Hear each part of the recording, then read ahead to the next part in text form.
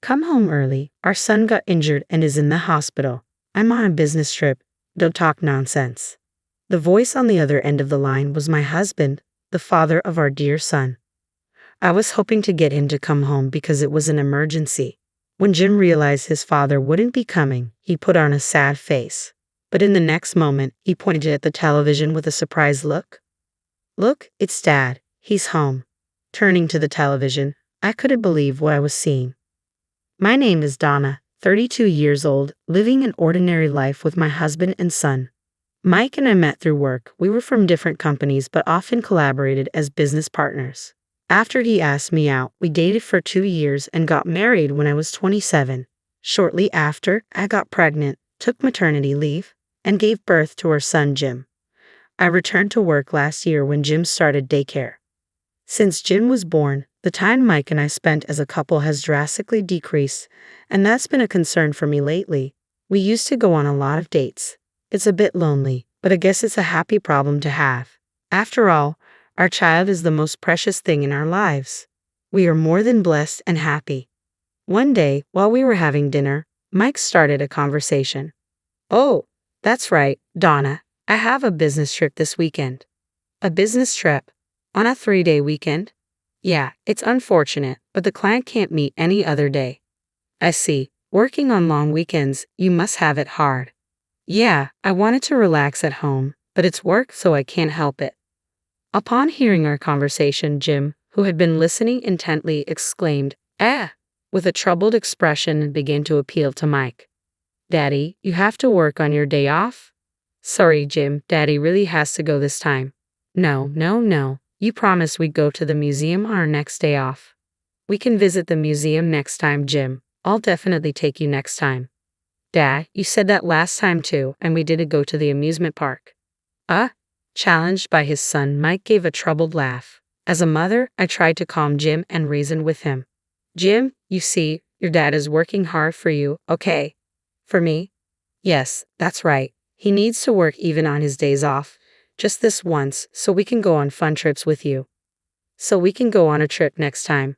Of course, next time we'll definitely make him take us to the amusement park and the museum. Yeah, Dad, you promise? Seeing Jim happily stick out his tiny pinky to make a pinky promise brought a smile to my face. I didn't want to ruin the mood, but there were many other things about Mike's recent behavior that bothered me. First of all, the number of times he worked overtime has drastically increased. He used to finish work on time and come straight back home to spend time with us, yet recently he's only been coming home on time a few days a week. Today he happened to come home early, so we were able to have dinner together as a family. With Mike being home less, the majority of Jim's care has fallen onto my shoulders. I love Jim, and I don't mind taking care of him or doing household chores, but to be honest, there are times when I want to rant a bit. I don't want to doubt him, but is he really working overtime? Such unpleasant thoughts made my chest feel tight. To clear up my worries, I decided to talk to Mike after Jim had fallen asleep. He was watching TV with a beer in hand. I casually started the conversation. Hey Mike, there's something I want to ask. At my call, Mike turned to me and said, What's up? It might be terrible to doubt my own husband, but nervously, I asked, you've been working a lot of overtime lately. Is work really getting that busy? Well, yeah, I've been given more responsibilities, I see, but you've also been going on more business trips, even on weekends and holidays. There are client schedules to consider, right? What's up, Donna? You usually don't ask about this kind of stuff. Well, we've been spending less time as a family recently, so I was wondering if you could reduce your overtime. At that, my husband sighed, and his tone clearly showed his annoyance. Donna, didn't you just say it yourself that I'm working hard for Jim's sake? Huh? I thought you understood, Donna. I'm doing my best for the family, so why are you being so selfish? Selfish? I didn't mean to be. Anyway, please don't interfere with my work. I'm not doing this because I want to. I understand. I'm sorry. After this conversation, our relationship as a couple took a turn for the worse. In front of Jim, we pretended to be parents who got along well, but when we were alone, our conversations dwindled to a minimum. 2 weeks later, it was the first day of the 3-day weekend, and as planned, my husband left for his business trip. Since our conversation, he had been cold to me, but he acted differently that day. As he put on his shoes at the entrance, he looked apologetic and said, "I'm sorry, Donna. I know it's a holiday. It can't be helped, it's work." "Yeah, but it feels wrong to leave Jim with you. When I get back, I'll help out." "Don't worry about Jim, thank you." "All right, well, I'm heading out now." "Okay, have a safe trip." As my husband left the house with a wide smile, I couldn't shake the feeling that something was amiss. I forced myself to smile back, playing the role of a good wife. The next day, Jim said, "I want to go somewhere," so we headed to a nearby shopping mall. We did some shopping and decided to have lunch. Just after leaving the restaurant and heading to the parking lot, a group of elementary school students on bikes crashed into me and Jim at full speed. We both ended up falling to the ground. I twisted my ankle, but my son Jim was having trouble getting up. "Jim, are you okay?" I rushed over and called out to him. Jim started crying out loud, "Mommy, it hurts." "Where does it hurt? Can you stand?" "My foot hurts. I can't stand up." "Oh no, it's swelling up terribly." The way he fell must have been bad. His ankle was visibly swollen. From the looks of it, it was probably broken. I gently helped him sit up and rubbed his back. The elementary school kids who bumped into us looked stunned and dazed at the scene. For the time being, I took their parents' numbers and sent them home. I carried my son to the car and rushed to the nearest general hospital. Even while we were waiting for our turn at the hospital, Jim was continuously crying, probably due to the pain. "It's okay, Jim. Mommy's here." Even though I said so, Jim had never experienced a major illness or injury before. Even adults suffer badly from a twisted ankle, so it must be even worse for Jim. With sobbing mixed into his continuous crying, all I could do was keep comforting him. An hour later, we were finally called in for a checkup. The X-ray results confirmed that Jim's ankle was indeed broken. However, thanks to the cast, his expression seemed somewhat relieved. Now, what to do next?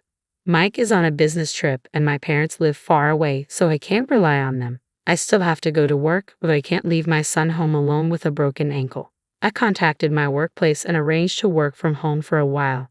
For now, I should call Mike. Mike, who answered the phone after a few rings, sounded annoyed as if the call was an interruption and bluntly asked, "What do you want?" Even though I was irritated by Mike's attitude, I explained the situation. We were hit by a bicycle in the parking lot at the shopping mall. Jim broke his ankle. We got it casted, so he seems a bit relieved now. Mike responded. "And? What do you mean, and? Don't you have anything else to say? Aren't you worried? It's just a broken bone, right? He'll be fine if he rests." "But you don't have to say it like that. I'm busy. Don't call me over the smallest thing." Thinking about Jim, I knew I was asking a lot, but I pleaded with Mike anyway. "I'm sorry, but is there any way you can cut your business trip short?" "What? What are you talking about? That's impossible. But with Jim in this condition, I can't even go shopping. I can't cook either." "I don't care. Take him with you. He has a fractured ankle. How do you expect me to take him? Come home early because our son got injured and is in the hospital." "I'm on a business trip. Don't talk nonsense." He snapped and hung up on me. The tone of the disconnected call echoed in my ears, and a feeling of emptiness overwhelmed me more than anger or sadness. "Is your business trip that important? We're having an emergency, and yet he talks to me like that. Now I can't even do my house chores." I decided to ask for help from my mother-in-law, who lives 30 minutes away by car. When I called her, she said, "I'll be right there." In the meantime, I waited with Jim, watching TV. While we waited for my mother-in-law, I told Jim that his dad couldn't come home. "Jim, Daddy can't come home because he's busy at work." "I want to see Daddy," Jim said. "Does Daddy really have to work? Remember what I told you before, Daddy is working hard for us." Suddenly, Jim cut me off, pointed at the TV screen, and said, "Mom, Daddy's not at work." "What? What are you talking about?" "Look, Daddy's right there." "What are you saying, Jim?" "Look, Mom, it's Daddy." Jim's face suddenly lit up with joy. Looking where Jim was pointing, I saw it too. On the screen was undoubtedly Mike, but he wasn't alone. Next to him was a young woman, and they were being interviewed at a tourist spot on live television. This can't be happening. Why is Mike there? Didn't he leave for his business trip just yesterday? My supposedly away for business husband was on the screen, smiling with a woman, arm in arm, looking just like a couple. At that moment, an indescribable emotion began to bubble up within me. This is cheating. Once I was certain, I quickly hit the record button, capturing evidence of Mike's infidelity. Not wanting Jim to see any more of this, I quickly changed the channel. Soon enough, my mother-in-law arrived. While Jim took his nap, I decided to tell her about Mike's infidelity. Mother-in-law, I have something to tell you. I stared into my mother-in-law's eyes and quietly told her, Donna, what's wrong? You seem so serious. Can you take a look at this? I played the recording from earlier. There it was, irrefutable proof of infidelity. When the interviewer asked Mike if he was on vacation, he responded gleefully, Yeah, I finally got some time off. That's great. Are you here with your wife today? No, she's still my girlfriend. Haha, I hope to marry her someday. Very sweet. Enjoy your trip. Thank you. I stopped the footage as soon as Mike's interview ended. Witnessing her son's infidelity, my mother-in-law covered her mouth with both hands, lost for words. While I was wondering where to start, my mother-in-law bowed her head deeply. Donna, I'm so sorry. My stupid son. Mother-in-law, I'm thinking about divorce. Yes, of course, I understand. I won't stop you. What that fool did is unforgivable. I'm sorry. Don't apologize. Please, for Jim's sake, you should seriously consider divorce. To confirm the truth about Mike's infidelity, I called his workplace. A staff member who was working over the weekend confirmed that Mike did not have any business trips scheduled. On the contrary, it was revealed that he had taken numerous paid leave days in the past few months. When I checked my calendar, the dates he had taken off were the same days he told me he was staying overnight at his office because of work. He was probably spending all those leaves going on all-day dates with his mistress. As more and more of Mike's misdeeds came to light, a simmering rage began to rise within me. To tell such an easily discoverable lie and to even go on a trip with his mistress, how much more does he need to make a fool out of me? Once my anger subsided, I quickly decided to come up with a plan to get back at Mike. Even my mother-in-law approved of me filing for divorce, so I'm not holding back. A few days later, before Mike got home, I invited my mother-in-law over to our place and had her wait for him in the room next to our living room. I couldn't let Jim witness this mess, so I left him with his grandfather at my in-laws' place. Unaware of anything, Mike returned home and appeared before me with a big smile on his face. I'm home. I got you guys some souvenirs. Mike held out a box of sweets, but there was no way I would be deceived by such a thing. I slapped away the box of sweets he had offered and coldly said, Did you enjoy your trip with your mistress? Ha! It's impressive, isn't it? Buying souvenirs for your family from the place you went with your mistress. When did you get so bold? Hey Donna, what are you talking about? A trip with my mistress? Don't play dumb. I don't know. I have no idea what you're talking about, was all he repeatedly said. Suddenly, my mother-in-law appeared from the room next door, unable to bear it any longer.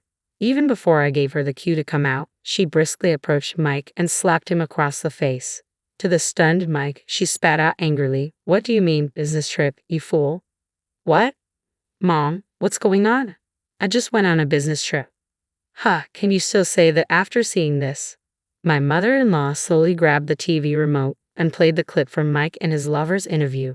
Seeing this, Mike's face turned ashen, his mouth opened and closed with no words coming out. The souvenir Mike had brought back was right from the shop that appeared in the clip. There was no more room for excuses. Perhaps realizing that he couldn't lie any further, Mike bowed deeply in apology right on the spot. His eyes were filled with tears as he began to apologize to me. I'm sorry, Donna. I thought it was just a fling. I'm not serious about her. So what? I'm supposed to let this slide because it was just a fling? Oh, that's not. But believe me, you are the one I love, Donna. Even after being confronted with all the evidence, he was still trying to deceive me with his shallow words like, I love you. I was thoroughly disgusted by him. I slammed the divorce papers in front of him. I love you. Quit messing with me. Do I still look like a fool to you? Our son got injured and you still lied to go on a trip with your mistress. Unforgivable. You make me sick to my stomach. Donna, please just calm down. Shut up. I have no trust in you anymore. I can't continue living with a deadbeat like you. You are nothing but a waste of my time and energy. Sign those papers right now and get out of our lives, you jerk. Finally realizing the gravity of the situation, Mike burst into tears. He repeatedly apologized, but I ignored him. In the end, under pressure from his mother, Mike reluctantly signed the divorce papers. Subsequently, we divorced.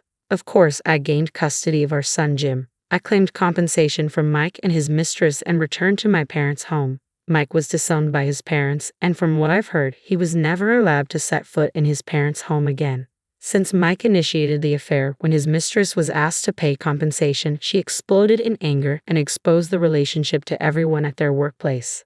As a result, Mike was demoted to a dead-end department, and the woman, who had been a temporary employee, was let go and dismissed from the company. Mike's salary dropped significantly, and now he seems to be just getting by. He probably won't have the luxury to entertain women in the future. As for me, I am living a peaceful life with Jim at my parents' home. I haven't explained the reason for parting with Jim's father to him yet, but I know that one day I will have to talk about it. Until then, I want to cherish my time with Jim.